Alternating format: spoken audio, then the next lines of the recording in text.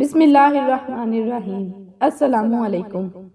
ایک پروفیسر صاحب کے بارے میں مشہور تھا کہ ان سے جب کوئی سوال پوچھا جاتا تو وہ اس وقت تک چین سے نہ بیٹھتے جب تک کہ پوری تفصیل اور تسلی سے جواب نہ دے دیں، بلکہ بعض اوقات تو سوال پوچھنے والا تنگ آ کر اس وقت کو کوستا جب اس نے ان سے سوال کیا تھا۔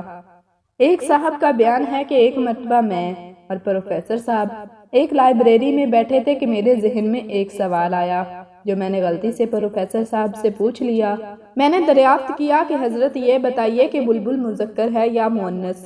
پروفیسر صاحب اس وقت کسی کتاب کے مطالعے میں محو تھے۔ میرا سوال سن کر موصوف نے کتاب بند کی، ایک لمحے کو کچھ سوچا، پھر مسکرا کر گویا ہوئے، میاں بلبل مذکر ہے۔ میں نے شکریہ ادا کیا اور جواب سے مطمئن ہو گیا۔ اس واقعے کو کچھ روز بعد ایک شام میرے دروازے پر دستک ہوئی۔ گھر میں اس وقت کچھ مہمان بیٹھے تھے۔ میں نے دروازہ کھولا تو دیکھا کہ پروفیسر صاحب موصوف کھڑے ہیں۔ میں نے پوچھا کہ پروفیسر صاحب خیریت تو ہے؟ آپ میرے غریب خانے پر اس وقت؟ پروفیسر صاحب کہنے لگے، میاں اس روز آپ نے پوچھا تھا کہ بلبل مذکر ہے یا مؤنث، اور میں نے جواب دیا تھا کہ بلبل مذکر ہے، لیکن آج ہی مرزا غالب کا ایک مصرع نظر سے گزرا۔ بلبل سن کر میرے نالے غزل خواں ہو گئیں۔ غالب کا شمار چونکہ اہل زبان اور مستند شعراء میں ہوتا ہے، لہذا اس مصرع کے روح سے بلبل مؤنث ہے۔ میں نے ان کے خلوص و محبت کا بہت شکریہ ادا کیا کہ وہ بیچارے میرے سوال کا جواب دینے میرے گھر تشریف لائے۔ ابھی چند روز ہی گزرے ہوں گے کہ ایک صبح میرے دروازے پر زور زور سے دستک ہوئی۔ میں گہری نیند میں تھا۔ دستک کی آواز سنی تو ہڑبڑا کر اٹھ بیٹھا۔ دروازہ کھولا تو پروفیسر صاحب کھڑے مسکرا رہے تھے۔ میں نے انہیں ڈرائنگ روم میں بٹھایا اور صبح صبح تشریف آوری کا سبب دریافت کیا۔ پروفیسر صاحب فرمانے لگے، میاں کچھ روز قبل میں نے آپ کو بتایا تھا کہ غالب کی مصرع کی روح سے بلبل مؤنث ہے، لیکن آج صبح جب میں کلیات اقبال کا مطالعہ کر رہا تھا تو ایک شعر نظر سے گزرا۔ ٹہنی پہ کسی شجر کی تنہا بلبل تھا کوئی اداس بیٹھا۔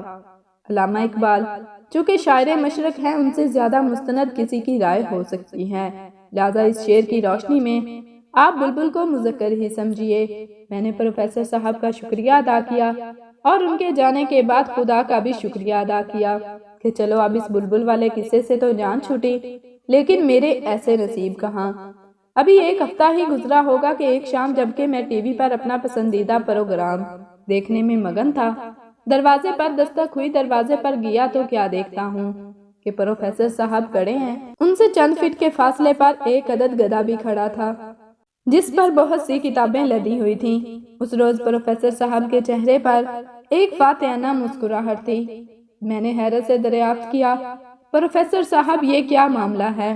وہ اسی فاتحانہ مسکراہٹ کے ساتھ کچھ یوں گویا ہوئے، میاں آپ کے سوال پر میں نے بہت تحقیق کی ہے اور بہت سی کتابوں سے استفادہ کیا ہے۔ اس گدھے کے دائیں جانب جو کتابیں لدی ہیں ان کے مطابق بلبل مذکر ہے، جبکہ بائیں جانب والی کتابوں کی روح سے بلبل مؤنث ہے۔